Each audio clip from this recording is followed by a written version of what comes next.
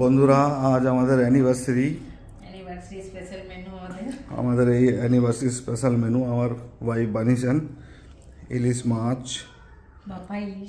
ভাপা ইলিশ, সরষে ইলিশ, পনির, আমার স্পেশাল ডাল, কোনো তেল নেই, মশলা নেই, স্পেশাল আমার সবজি বিনা তেল মশলা ছাড়া,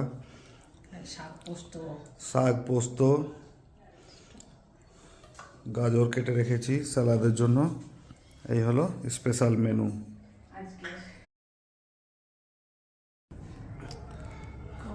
বন্ধুরা, আজ আমাদের অ্যানিভার্সারি।